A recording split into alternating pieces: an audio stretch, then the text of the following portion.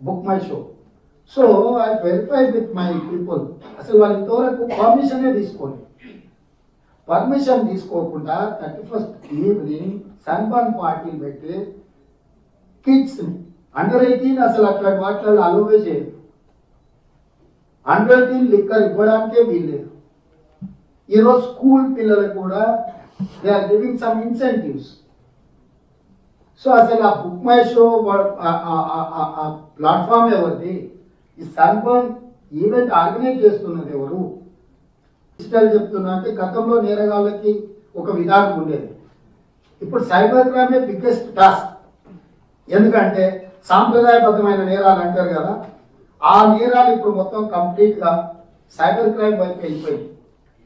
అంటే ఏ నేరం కూడా గతంలో చేసే నేరాలు కన్వెన్షనల్ క్రైమ్స్ అంటారు కదా, ఇప్పుడు దాని నేచర్ మారిపోయి సైబర్ క్రైమ్, సైబర్ కనెక్టివిటీతో ఈ క్రైమ్లో పాల్గొంటున్నారు. సో మీరు సైబర్ సిస్టమ్ని ఏదైతే వాడుకుంటున్నారో వాళ్ళ బిజినెస్ కానీ లేకపోతే వాళ్ళ క్రైమ్కి కానీ, ఇది ఇంకా స్ట్రెంథెన్ చేసుకోవాల్సిన అవసరం ఉన్నది. దీని మీద కూడా మీరు అందరూ పోలీస్ అధికారులు ప్రత్యేకంగా ఫోకస్ పెడుతుంది. ఇట్లాంటి ఈవెంట్స్ ఏమైనా వచ్చినాయంటే మీరు స్క్రూటినీ చేయండి. దానివల్ల ఇన్కమ్ జనరేట్ ఆదాయ వనరుగా మీరు చూడకండి. అవి ఎలాంటి కల్చర్ని మన దగ్గర ఇంజెక్ట్ చేస్తున్నాయి, మన యంగర్ జనరేషన్ని ఏ విధంగా ముందుకు తీసుకెళ్తున్నాయి.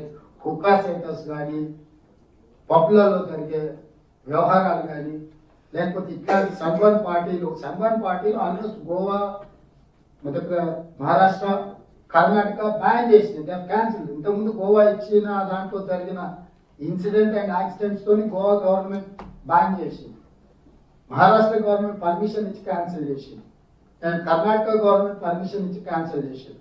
దీని గవర్నమెంట్ పోలీస్ ఆఫీసర్స్ వాళ్ళని ఇన్వైట్ చేసి వెల్కమ్ చేస్తుంది తెలంగాణ రాష్ట్రంగా. I don't know what is their idea. కానీ ఇప్పుడు వాళ్ళు మరి మీ దగ్గరికి పర్మిషన్కి వచ్చిందా రాలేదా? According to my information there is no such permission for Sunburn party, but they selling their tickets and their collecting money from normal people.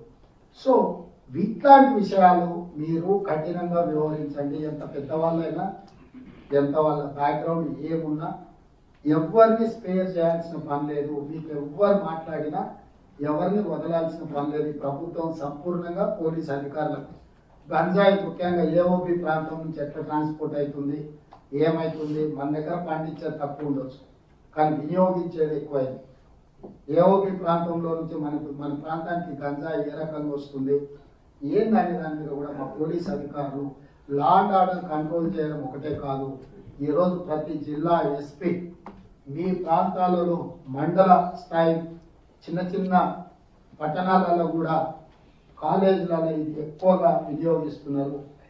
మీరు ప్రత్యేకంగా అధికారులను నియమించండి, సమాచారాన్ని సేకరించండి. ఎవరున్నా కూడా ఎవరిని వదలడానికి వీల్లేదు. ఫైనల్గా నకిలీ విత్తనాలు, ఇది టెర్రరిజం కంటే ప్రమాదకరమైనది.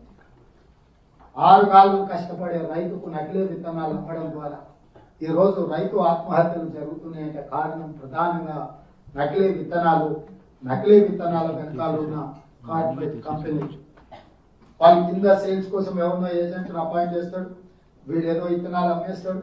మీరు ఆ కంపెనీ మీద కేసు పెట్టకుండా ఉంటే వాళ్ళ లాస్ట్ పాయింట్లో కేసు పెడుతున్నారు. వాడు జయ బజరంగ బలి అని పెడతాడు, తీయగానే శ్రీ వెంకటేశ్వర అని పేరు మార్చేస్తాడు. లైసెన్స్ తప్పుడు పేరు మీద తీసుకొని అంతకుముందు అన్న పేరు మీద ఉంటే మీరు నోటీస్ ఇవ్వగానే ఫ్యామిలీలో ఇంకొక మెంబర్ మీద తీసుకొని సింపుల్గా దాని బోర్డు తిప్పేసి నడుస్తున్నాయి. సో ఎట్లయితే మీకు హిస్టరీ షీటర్స్ ఉన్నారో, రౌడీ షీటర్స్ ఉన్నారో, అట్లని నకిలీ విత్తనాలు అమ్మేటోళ్ళది కంప్లీట్గా మీ పోలీస్ డిపార్ట్మెంట్లో కంప్లీట్ స్టేట్ అంతా ఒక యూనిట్ కింద క్రిమినల్స్కి ఎట్లయితే మీరు డేటాబేస్ తయారు చేస్తున్నారో ఈ నకిలీ విత్తనాల మీద ఉప్పు పాదంతో అంచివేయాల్సిన అవసరం ఉన్నది. కంపెనీ ఓనర్స్ని మీరు లయబుల్ చేసినప్పుడు ఈ నిర్ణయాలు, అదేవిధంగా ఇప్పుడు ఈ సోషల్ మీడియాలో కూడా చాలా సర్క్యులేట్ చేస్తుంటారు, అంటే మతాల మధ్యలో, కులాల మధ్యలో వైషమ్యాలను రెచ్చగొట్టడానికి. దీనికి సంబంధించి కూడా ఎప్పటికప్పుడు మీరు అప్రమత్తంగా ఉండి ఆ సమాచారాన్ని కూడా సేకరించి అట్లాంటి వాళ్ళు ఎవరైనా ఉంటే వాళ్ళందరినీ కూడా ఒక లైన్లో పట్టుకురావాల్సిన అవసరం ఉంది. వాళ్ళని ఏ విధంగా కంట్రోల్ చేయాలని